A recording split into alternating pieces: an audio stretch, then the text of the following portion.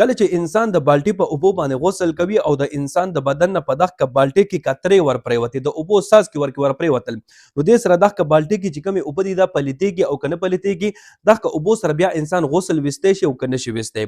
په دې مسلې باندې تاسو ځان پوهه کړئ، دا ډېره زیاته ضروري مسله ده او ډېرو زیاتو خلکو سره دا مسله راپېښېږي نو په اسانۍ سره زه تاسو په دې مسلې باندې پوهوم. نو زما عزتمندو اول دا خبره تاسو واورئ که نه چې کله انسان بالټي نه اوبه راخلي او په ځان باندې ورچوي او دغه قطرې په دې کې ورپروزي نو که چېرې د انسان په بدن باندې ظاهري ګندګي پرته ده یعنې تشې متیازې یا نور داسې څه ګن بلا پې پرته ده په یو ځای باندې او دغه ځای نه قطره جدا شوه دغه ځای نه ساس کې جدا شو چې کوم ځای کې ګندګي پرته ده بالفرض په دې لاس باندې ګندګي پرته ده او دلته د اوبو قطره راغله او د دې نه جدا شوه بالټي کې ورپرېوته دا مکمل پلیتې شوې دغه اوبه په بالټي کې چې کومې اوبه دي که نه دا پلیتې شوې په دې سره ته نه غسل بیا کولی شي او نه پې اوده چلندام کولی شي دا ټولې اوبه بیا پلیتې شوې. ټیک شو.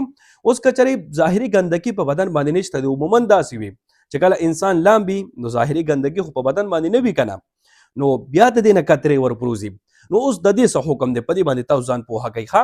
نو په دې مسلې باندې پوهه کېدو نه مخکې اول تاسو دا مسله واورئ که نه چې کله د انسان بدن سره کومې اوبه ولګي او د بدن نه بیا واپس جدا شي دغه اوبو ته ویل کېږي ماء مستعمل یعنی استعمال شده اوبه. د دې څه حکم دی نو دغه اوبه چې دي که نه دا پاکې دي خو پاکونکي نه دي. څه مطلب پاکې دي او پاکونکي نه دي؟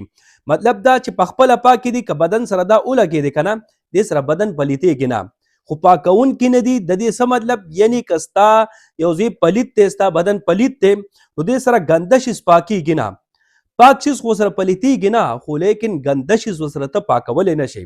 ټیک شو. دا خو د مای مستعمل حکم شو. خو اوس چې کومې بالټي کې موجود اوبه دي که نه خو پاکې دي خو ستا د بدن نه چې کومې اوبه جدا شوې دا مای مستعمل وګرځېدې دا د دې سره یو ځای شوې. اوس د دې څه حکم دی نو د دې حکم دا دی که نه چې بالټي کې کومې اوبه موجود دي که دا چېرې زیاتې دي او ستا د بدن نه چې کومې اوبه جدا شوې دا د هغې په نسبت کمې دي نو دغه اوبه ورسره بیا نه پلیتېږي په دغه کې باندې بیا تاسو غسل هم ویستی شئ او چرندام هم ورسره کولی شئ. صحیح شوه.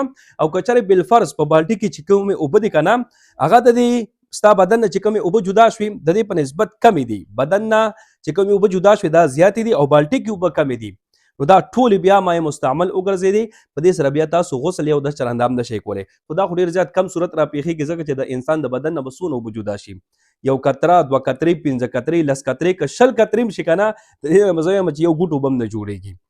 نو حکم یې دا دی عموما چې کوم صورت راپېښېږي ستاسو بدن که پاک دی د دې نه قطره جدا شوه په بالټي کې ورپرېوته دغه اوبه ورسره مای مستعمل ټولې نه ګرځي په دې سره تاسو غسل هم کولی شئ او د چرندام هم ورسره کولی شئ. صحیح شوه. دغه اوبه ورسره خرابېږي نه.